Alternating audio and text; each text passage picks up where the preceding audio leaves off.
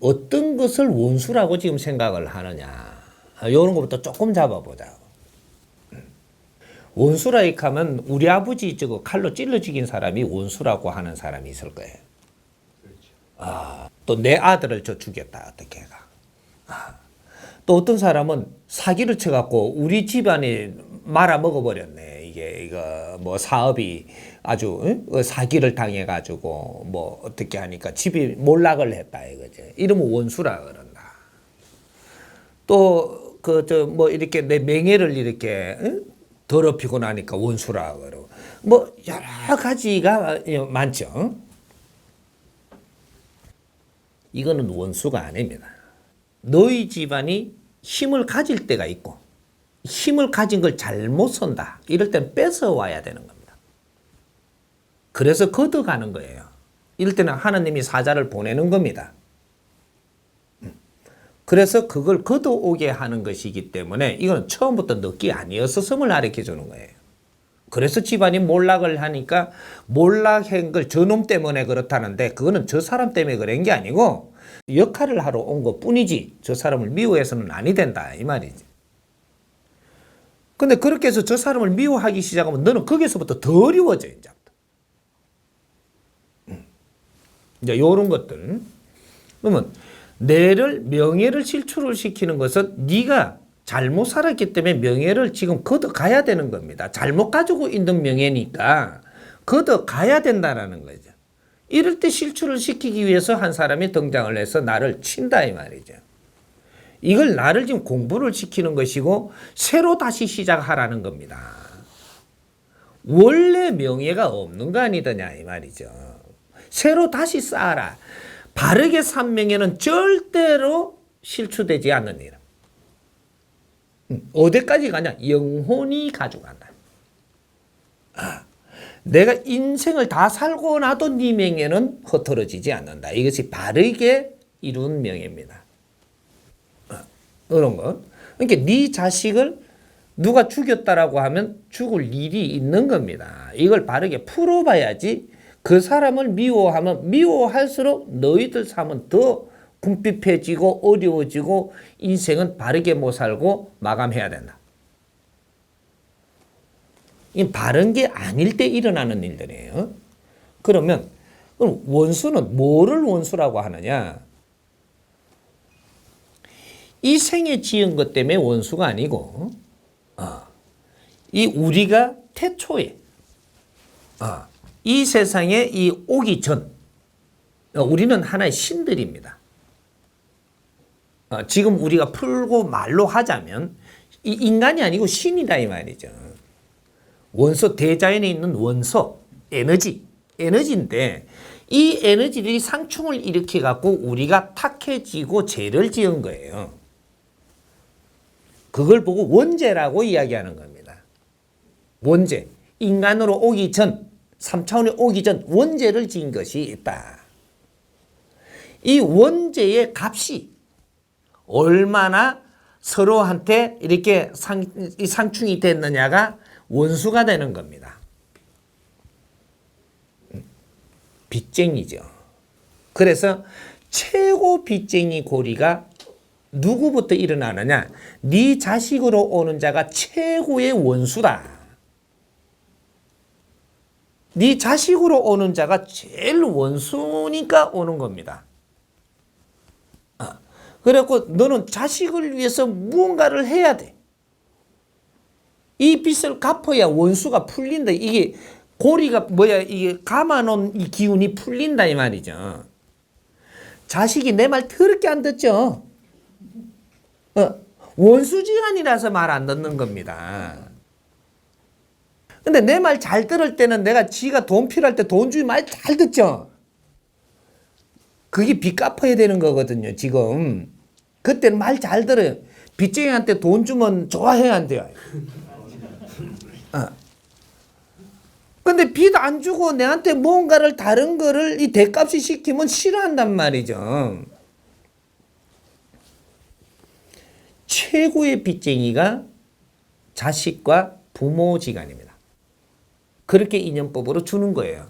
너희들이 인연할 때는 빚이 없으면 절대 인연하지 않는다. 형제가 될 때 가축계 있다면 가축계 있을 때는 빚의 고리가 그만큼 두텁기 때문에 그만큼 가축계 있느니라. 그래서 너희들이 서로가 시간을 너희들한테 쓸 수 있는 시간을 많이 주는 것이 기회를 주는 겁니다. 이제 이 척도로 계산을 해서 풀어나가면 되는 겁니다. 그래서 우리가 이제 쓰기 좋은 게 있죠. 족보. 우리는 족보를 가지고 있죠. 이 족보를 어떻게 쓰면 되느냐. 빚쟁이, 도표. 이렇게 딱 쓰면 되는 겁니다. 최고의 빚쟁이의 이 족보가 제일 위에 같이 이렇게 연결되어 있고 그 다음에 내려갈수록 빚의 고리가 조금씩 작은 거예요. 그래서 제일 갖춰온 사람이 죽어버리면 미치려고 하는 겁니다. 빚도 다 안 갚고 죽어보니까. 그러니까 족보가 조금 멀면 멀수록 죽었다는 소리 듣고 죽었더나 이러고 채 아픈다 이 말이죠. 빚이 조금밖에 없어요. 안 받아도 맨 그만이니까.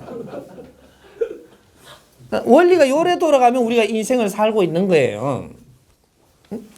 그래서 조금 이제 중간쯤 저만큼 멀면은 받쳐가지고 차에 받쳐서 이제 병원에 있는데 이게 뭐 아파가 지금 병원에 있다니까 언제 한번 가봐야 되겠네 이런단 말이죠. 근데 내 새끼가 그렇다든지 내 엄마가 그렇고 부모가 그러면 일 때려치우고 가야 돼요. 지금 급한 거죠. 왜? 지금 갚으면 빚 받을 방법이 없어. 그래서 쫓아가는 거지. 너를 위해서 가는 중생은 절대 존재하지 않습니다. 병원에 가는데 병원에 내 부모를 위해서 병원에 가는 놈은 없다 이 말이에요. 내 때문에 가. 그 착각들 하지 말아요. 인간이라는 동물은 절대로 너를 위해서 살게끔 만들어 놓은 게 인간이에요. 그래서 인간에서 벗어나는 것이 깨친 사람을 이야기하는 거예요. 깨친 사람은 나를 위해서 살지 않는다. 너를 위해서 한다. 이게 다른 겁니다.